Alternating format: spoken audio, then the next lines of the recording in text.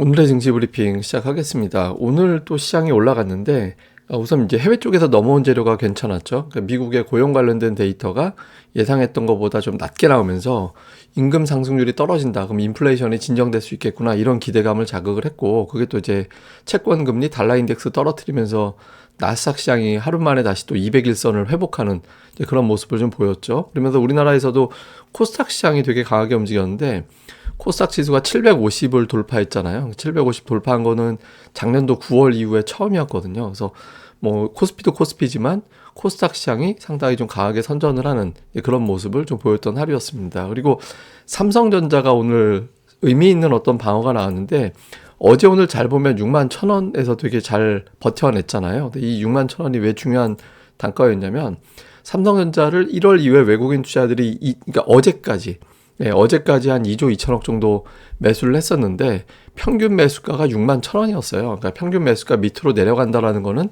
손실을 감수해야 될 정도로 좀 안 좋은 상황이 생겼다. 이렇게 이제 해석이 되는 건데 이제 거기에서 이틀 동안 방어가 되면서 올라간 거죠. 그러니까 뭐 이제 일시적인 어떤 매도 요인 이외에 삼성전자 그동안 올라왔던 추세가 깨진 건 아니었다. 이런 부분들이 확인된 게 이제 또 투자자들이 오늘은 지수가 올라가도 되는 날 이렇게 이제 판단할 수 있는 그런 동력이 됐던 것 같습니다. 그리고 이제 무엇보다 이제 미국에서 넘어온 재료가 괜찮았는데 미국의 고용 비용 지수라는 게 있습니다. 그러니까 이제 미국에 있는 기업들 그다음에 이제 이거는 뭐 정부 주정부 이런 거 포함을 해가지고 그 인건비 비용으로 나가는 지출, 그러니까 복리 후생비 뭐 이런 것들까지 다 포함이 되거든요. 이게 뭐 예를 들어 상여금 이런 거는 또 빠지는 건데 어쨌든 이제 고용 관련된 지출이 어느 정도 되고 있느냐를 보여주는 건데 이거 보시면은 파란색 선이 뚝 떨어지고 있잖아요.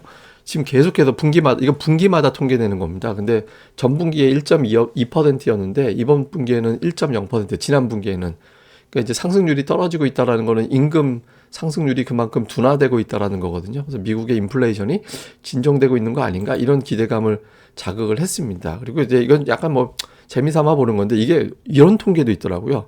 미국의 모든 날 1월 2일부터 시작을 해가지고 마지막 거래일까지 그날의 평균치를 1950년 이후에 다 따진 건데 미국이 1월 31일에는 1월 중에서 제일 많이 올라가는 날이래요. 그래서 어제 이래저래 미국이 올라가는 날이었죠. 그래서 미국이 올라가면서 우리 시장의 어떤 분위기를 만들어줬고 여기에 이제 개별 기업들의 호재거리가 또 더해지면서 시장이 올라가는 그런 모습이 나왔던 것 같습니다.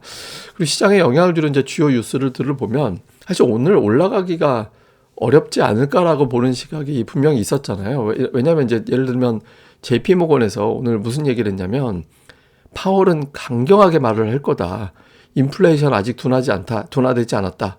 그리고 올해 인하는 없어. 이런 식의 어떤 메시지를 낼 가능성이 있다. 근데 이거대로라면 사실 오늘 지수가 올라가기는 어려웠는데 한편으로는 너무들 이렇게 얘기를 해버리니까 파월이 저렇게 얘기하는 것보다 살짝만 덜 강하게 얘기해도 시장은 안도할 수 있겠구나. 이런 어떤 분위기가 만들어진 게 좀 있는 것 같습니다. 그래서 어쨌든 사실 파월 의장 발언에 따라서 시장이 좀 출렁거리긴 하겠지만 이미 시장은 하반기에 인하 없다라고 얘기할지도 몰라까지도 이미 예상을 하고 있다라는 거죠. 그다음에 또 하나는 이제 하이닉스인데 하이닉스가 오늘 적자 냈잖아요. 작년도 4분기 적자를 냈고 했는데 여기서 이제 좀 중요하게 봤던 거는 이거 같아요. 그러니까 올해 재고가 정상화 될 것 같다. 그러니까 1분기가 재고는 피크고 그 이후에 이제 재고가 좀 줄어들기 시작하고 내년도에는 이제 반도체 업황 자체가 턴업이라는 표현을 쓴 걸로 보도해서 나왔거든요. 그래서 내년도부터는 이제 반등한다. 그러면 이제 올해가 저점이다라는 거니까 반도체 관련된 종목군들의 특징은 그 전에 다음에 영업이익이 20% 이상 증가된다라면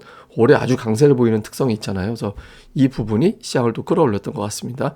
그다음에 코스닥 쪽에서는 셀트리온 헬스케어가 이제 자사주 매입 결정하면서 주가가 올라갔고 여기에 또 이제 에코프로비엠이 또 강세 보이면서 수주권 때문에 그래서 시가총액 최상단 종목들이 막 9%, 5%막 이렇게 올라가다 보니까 코스닥은 오늘 사실 지수보다 레버리지가 보통 한 2배 정도 강해야 되는데 3배 넘게 올라 버렸잖아요. 그래서 코스닥은 대형주들이 아주 세게 올라가면서 이제 지수를 끌어올렸다. FMC라든가 파월 의장의 발언은 이미 최악의 경우를 알고 있는 상태가 되면서 이제 투자들이 별로 오늘만 놓고 보면 그다지 크게 의식하지는 않았던 그런 상황이 됐던 것 같습니다.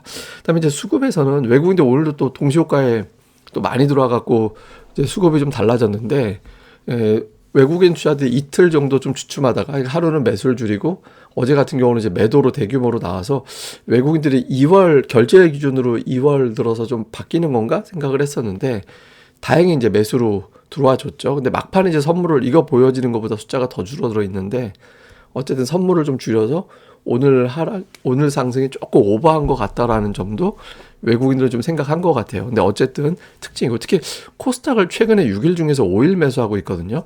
그러니까 코스닥 대형주들 움직임 돌아가는 거는 좀 잘 봐야 될 것 같습니다.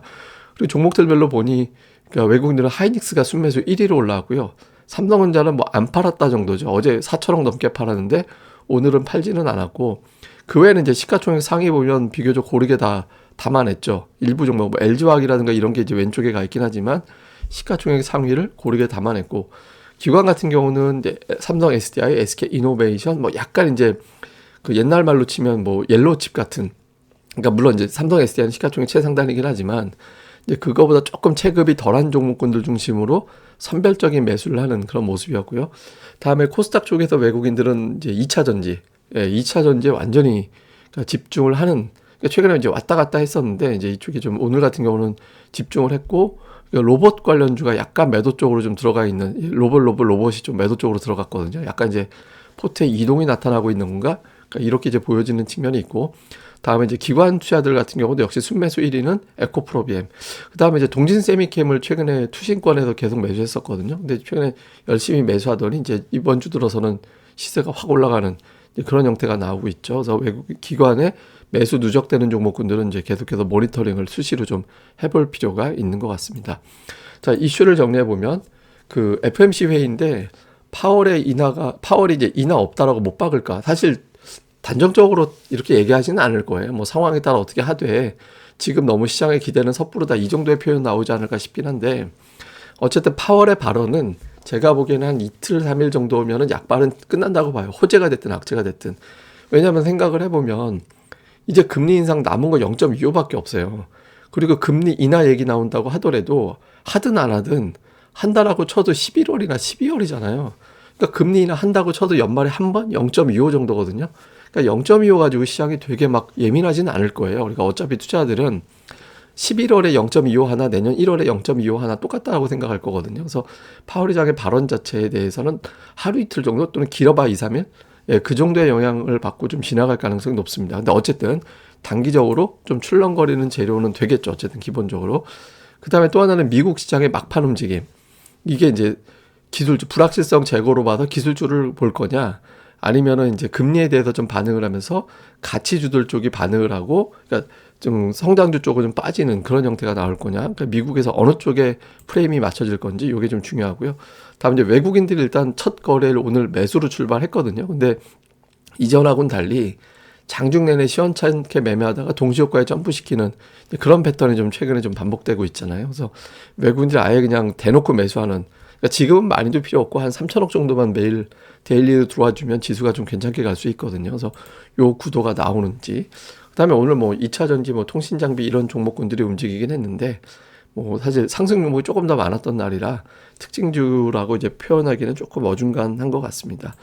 자, 그리고 이제 그 통계를 좀 봤어요. 제가 이제 한번 또 다 뒤져봤습니다. 역대 1월 상승률 상위 쫙 나열을 해보고 2, 3월에 어떻게 됐는지도 봤거든요. 근데 특징적인 게 뭐냐면 되게 많이 올라가면 2, 3월에는 좀 조정을 보여요. 그러니까 두 자릿수 이상 올라가거나 막 그렇게 돼버리면 2, 3월에 좀 고전을 하는 그런 경향이 있었고 좀 어정쩡하게 올라가면 그래도 좀 연장이 되는 그런 흐름이 나왔거든요. 근데 8%가 묘하게 딱 가운데 들어가 있잖아요.